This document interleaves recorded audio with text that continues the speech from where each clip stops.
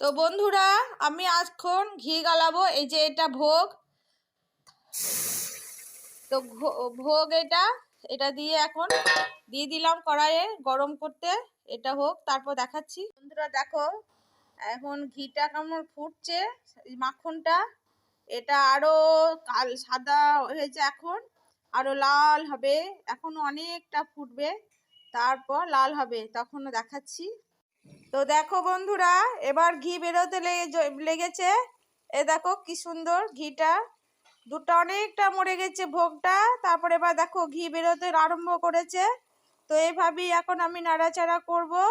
এ দেখো, দেখেছো ঘিটা, এ দেখো বেরোতে লেগেছে। তো আমার পাশের গ্যাসে দুধ গরম হচ্ছে, তো দুধটাও পড়ে যাচ্ছিল, আমি একটু কমিয়ে দিলাম গ্যাসটা। দেখো ঘিটা বেরোতে আরম্ভ করেছে। তো দেখো বন্ধুরা, আমার ঘি এবার হয়ে গেছে। আর একটু বাদামি কালারের হলেই আমি ঘিটা নামিয়ে দেবো, দিয়ে ছেঁকে নেব। এই দেখো আমার ঘিটা একদম তৈরি হয়ে গেছে, পুরোটা হয়ে গেছে। একটু কালারটা ঠিক এলে, আমি একটু বাদামি কালার হবে, আর আমি ঘিটা তখন নামিয়ে ছেঁকে নেব। খুব সাবধান, এই সময় ঘিটা দেখো একদম ঘিটা আমার হয়ে গেছে। হ্যাঁ, এই সময় ঘিটা ফটফট করে ফুটে, ফটফট করে। আর এই দেখো, এই যে ফেনা হয়ে উতলে পড়ে যায়, খুব সাবধানে এই সময় ঘিটা করতে হয়। এই দেখো বাদামি কালার হয়ে গেছে, আমার ঘিটা একদম হয়ে গেছে। এবার এই ফেনাটা বসে গেলে আমি ঘিটা ছেঁকে নেব। দেখো বন্ধুরা, আমার ঘি একদম তৈরি। এবার আমি ঘিটা ছেঁকে নেব। এই ন্যাকড়া দিয়ে ঘিটা আমি ছেঁকে নেব।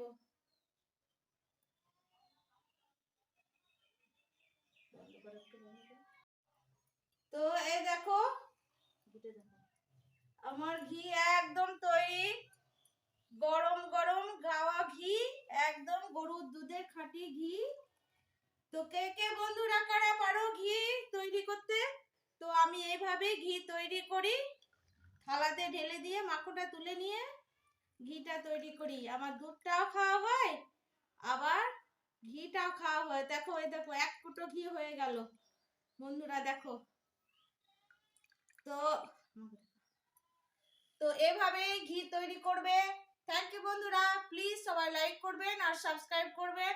এরকম নতুন নতুন রেসিপি পেতে আমার চ্যানেলটা সাবস্ক্রাইব করে রাখুন। Thank you.